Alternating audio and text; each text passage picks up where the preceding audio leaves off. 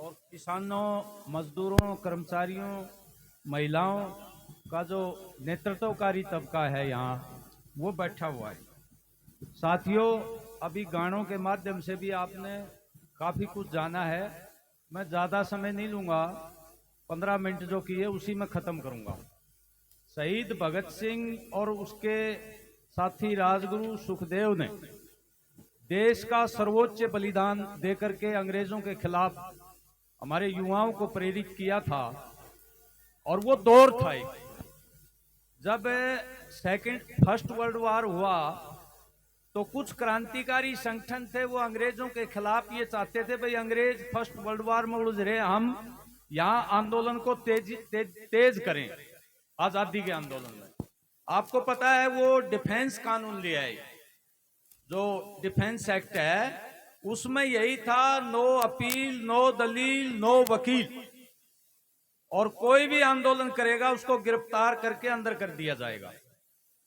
और उसके बाद रोल्ट कमेटी बनी, उसने जो जन आंदोलन थे आजादी के, उनके ऊपर जो ने गैर कानूनी रूप से रोक लगा दी। पूरे देश में अशांति फैल गई और गांधी जी ने रोल्ट एक्ट के खिलाफ आंदोलन शुरू कर दिया। और वो पंजाब की जो घटना हुई जिसमें सैफुद्दीन किचलू, डॉक्टर सतपाल को गिरफ्तार किया गया, जो अंग्रेज जल से जलूस नहीं करने देते थे, उनके खिलाफ जब आंदोलन किया जा रहा था तो 2 नेताओं को गिरफ्तार कर लिया। वहां अमृतसर में लोग सड़कों पर निकले आए और जलियांवाला बाग में बड़ी सभा की। और जिस तरीके से जनरल डायर ने, वो गवर्नर जनरल वो भी डायर थे, उनके आदेश से गोलियां चला दी, भीड़ के सैकड़ों लोगों को, निहत्थे लोगों को कत्लेआम किया, जो पूरे देश में गुस्से की लहर फैल गई। हमारे रविंद्रनाथ टैगोर ने भी उनको नाइटहुड का जो अवार्ड मिला था वापस कर दिया। पूरे देश में शोक की लहर दौड़ गई। बहुत बर्बर कांड अंग्रेजों ने किया। उसका ये मतलब था कि कोई भी अंग्रेज के खिलाफ आंदोलन करेगा उसका यही हाल होगा। इससे देश में क्रांतिकारियों की भी लहर दौड़ गई। और भगत सिंह बहुत छोटा था, उधम सिंह उससे बड़ा था। उन्होंने जलियांवाले बाग में जाकर के वो जो ने शहीदों का खून बोतल में इकट्ठा करके घर ले आए। वहां से शुरू हो जाता है असहयोग आंदोलन आता है। असहयोग आंदोलन में जो 1922 में चोरा चोरी कांड हो जाता है, एक थाना फूंक दिया जाता है चोरा चोरी गांव में। किसानों के ऊपर जब पुलिस ने अत्याचार किए, उसमें 22 पुलिस वाले शहीद हो गए। वो पूरे देश में आंदोलन गांधी जी ने हिंसात्मक हो गया, वापिस ले लिया। उससे भी देश में बड़ा गुस्सा पैदा हुआ और वो आंदोलन वापिस लेने से एक स्थिरता आ गई। उस आंदोलन के बाद जब स्थिरता आई तो सांप्रदायिक दंगे देश में करवा दिए अंग्रेजों ने, धर्म के नाम पर।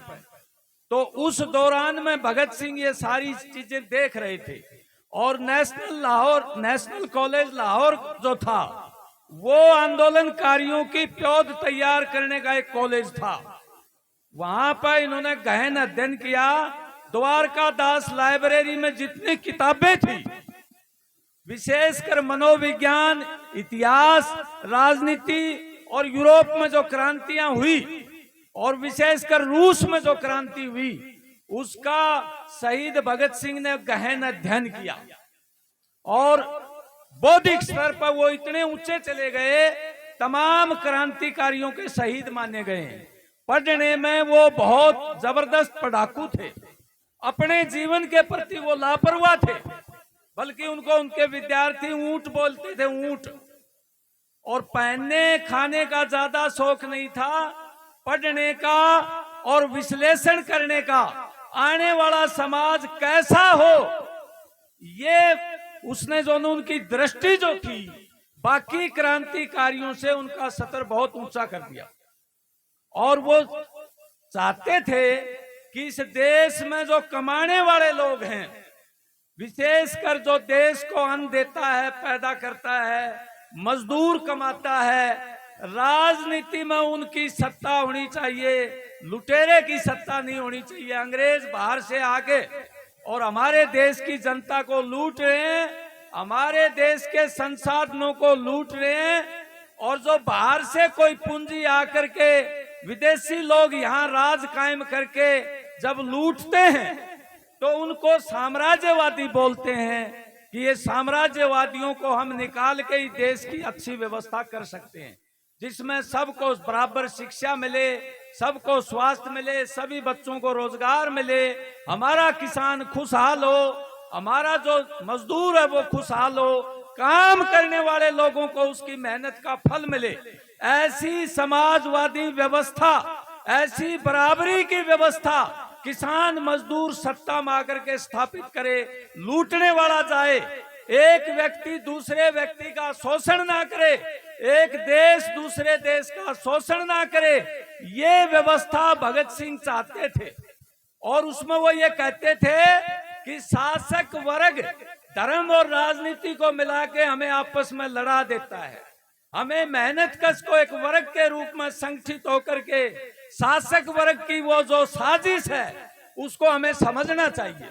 वो जाति पाति पर हमें लड़ा देता है, उसकी साजिश को हमें समझना चाहिए, ये भगत सिंह ने कहा।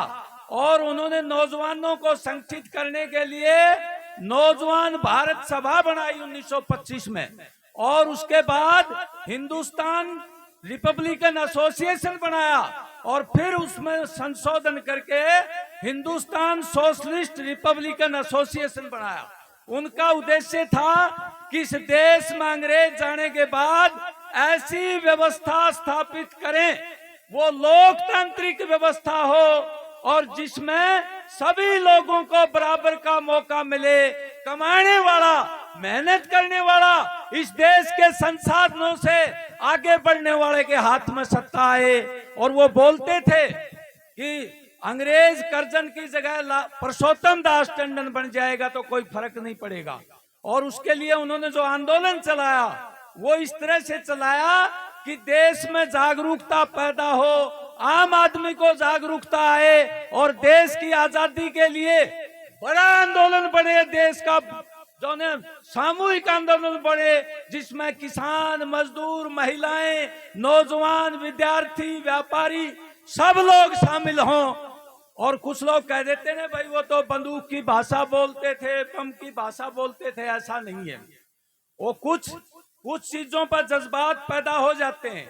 जब 1928 में साइमन कमीशन आया, उसमें एक भी भारतीय नहीं था, तो वो साइमन कमीशन का बायकॉट किया, तो वो अंग्रेज अधिकारी ने आदेश दे दिया लाठीचार्ज करने का। उसमें हमारे राष्ट्रीय नेता लाला लाजपत राय घायल हो गए और उनकी मृत्यु हो गई।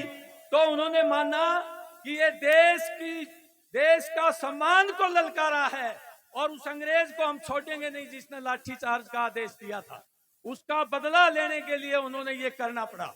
और इसी तरह से वहां असेंबली में जो देश के मजदूर और किसानों, आम जनता के विरोध में जो कानून ला रहे थे, पब्लिक सेफ्टी बिल और इंडस्ट्रियल डिस्प्यूट बिल, वहां उन्होंने उनको चेतावनी देने के लिए एक ऐसा बम फेंका बटुकेश्वर दत्त और भगत सिंह ने, ताकि किसी को नुकसान ना हो।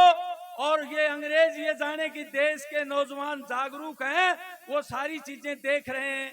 और कोर्ट में भी बयान दिया उन्होंने कि हम एक ऐसी व्यवस्था चाहते हैं जहां आदमी आदमी का शोषण ना करे, एक देश दूसरे देश का शोषण ना करे, ये व्यवस्था हम चाहते हैं। और पूरी अखबारों में उनकी बात आई।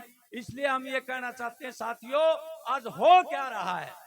आज देखिए, साम्राज्यवाद से ज्यादा ताकत की बहुराष्ट्रीय कंपनियां हमारे बड़े कॉरपोरेट धन्ना सेठों के साथ मिलकर किस तरह से किसानों की संपत्तियों पर, जमीनों पर डाका डाल रहे हैं। मजदूरों के कानून खत्म कर दिए उन्होंने।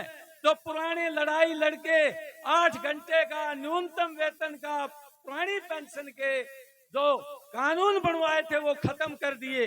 किसानों की जमीन हड़पने की कोशिश की गई और ये जो काले कानून लाए जिसमें 750 किसान शहीद हुए, ये कॉरपोरेट को खेती पर कब्जा करवाने के लिए और हमारी जो सार्वजनिक वितरण प्रणाली है उसको खत्म करने के लिए कि सस्ते दामों में वो बड़े कॉरपोरेट अनाज खरीद के अपने गोदामों में रखेंगे और जनता को महंगा बेच के मुनाफे कमाएंगे।